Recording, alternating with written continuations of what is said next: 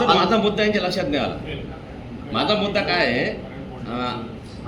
की तुम्ही लोकांपर्यंत कोणते मुद्दे घेऊन पोहोचणार आहेत. आता आपण केरळला 5 राज्यांमध्ये निवडणुका चालू आहे. विरोधी पक्ष नेता संविधान घेऊन बोलतात, दलित आदिवासींच्या समस्यावर बोलतात, वोट चोरीवर बोलतायत, तिथं बोलतायत. तुमच्याकडे काय मुद्दे आहेत लोकांपर्यंत जाण्यासाठी? तुम्ही कसं लोकांना संघटन बांधण्याच्यासाठी संघटन कसं मजबूत होईल तुमचं? कारण तुमचे कार्यकर्ते हे बीजेपी तिकडे जाऊ राहिले. श्यामसंगरचं उदाहरण देता येईल. मॅडम देखील राव साहेबांच्या संपर्कात आहेत. नाही म्हणजे संपर्कात असलं पाहिजे राजकीय घडामोडी. परंतु माझा प्रश्न असा आहे तुमचे सगळे मुद्दे लक्षात आले बंधू तुमचे सगळे मुद्दे लक्षात आले. मग आम्हाला लिहायला काय फक्त अभियान सुरू झालं. मुद्दे काय? तुम्ही आता जे बोलले की मॅडम रावळ साहेबांच्या समोर चांगली गोष्ट आहे. रावळ साहेब पालकमंत्री आहेत. बरोबर. मग जर समजा धुळे मतदारसंघात जर आपल्याला कामं करून घ्यायची असतील तर त्यांना आपल्याला सांगावं लागेल. मी यासाठी विचारला. नाही ऐका ना, मी रावळ साहेबांच्या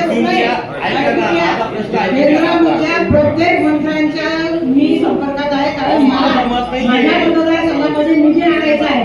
त्याच्यामुळे आम्ही त्यांना पत्र देणार, त्यांच्याकडूनच काम करून घेणार. आता हे जे हायवेचे कामं चालू आहे हे गडकरी साहेबांना मी अनेक पत्र दिले, त्या माध्यमातून ही सगळी कामं या ठिकाणी चालू आहे. सर माझा प्रश्न असा होता, तुमचे महाविकास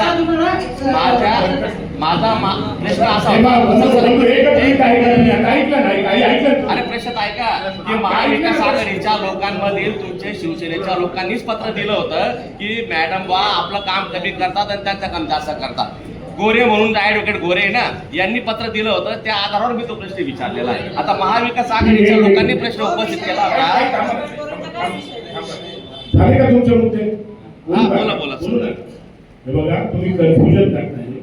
आमचा आजची जी पत्रकार परिषद आहे ही फक्त संघटन सूचन अभियान ही जी काही कार्यक्रम आमचा आहे या कार्यक्रमाच्या अंतर्गत गाव पातळीवरील कार्यकर्त्यापासून गाव पातळीवरील काँग्रेस कार्यकर्त्यापासून